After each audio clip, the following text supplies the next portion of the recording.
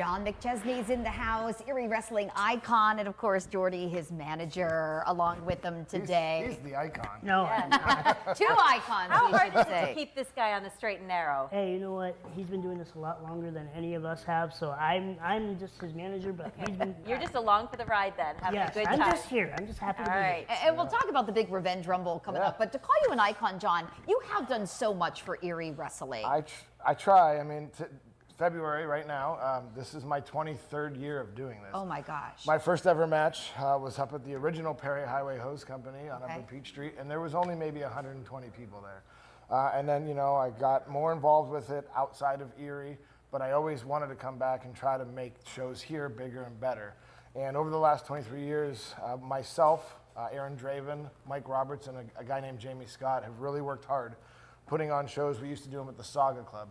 Then we were down at the Avalon, and we've slowly morphed it and built it up to being up at Family First, Erie Sports Center. Yeah. Excuse me, I still call it Family First. To the point where I'm kind of happy to announce this, that our event this Saturday that you just mentioned, we've actually pre-sold the most amount of tickets ever for a professional wrestling show outside of the major WWE company. So the Revenge Rumble, what's on the line for you?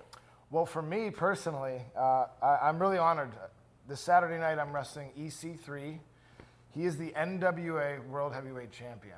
Wow. The NWA World Heavyweight Championship has been around for over 75 years. It's been held by Ric Flair, Terry Funk, Dusty Rhodes, some of the greatest names in all of professional wrestling. And it's coming to Erie for the first time. I'm comparing it to Lou Bizzarro fighting Roberto Duran. That was one of the most iconic things to happen in Erie. This world title, the NWA World title, is on that level. So now we know why so many pre-sale tickets were sold. Exactly. People want to see it. They're there to see me win the NWA World title, and then I'm gonna red eye out to Las Vegas to hang out with Phil and Ruzi if they ever make it. They're getting closer. They are getting closer and closer. They're getting with every punchy day. and silly. So they're in for a big party Sunday. Jordy, what does he need to do in order to make this all happen? Just keep fighting, keep his head focused in the game, on the ring, and study his opponents. He actually has known EC3 for quite a long time, so he is very familiar with how EC3 wrestles in the ring. So. All right.